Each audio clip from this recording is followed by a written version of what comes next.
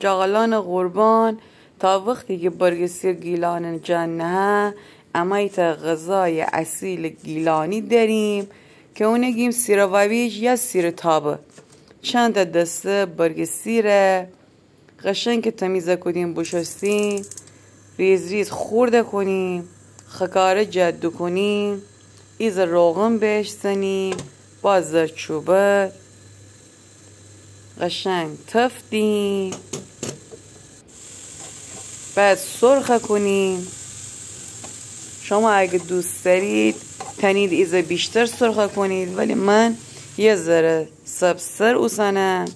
چند تا دانه مرغانه اون جدش کنیم.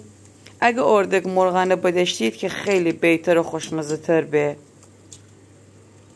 چند تا دانه مرغانه که دشکنیم اجازه دیم ایز مرغانه خوری بگیره. بعدن سیرجه قشنگ قاطی کنیم. بعدن تنید با کتپله و ماهی دودی میل بکنید. لایک و کامنت جاغلان شماره یادن نشه.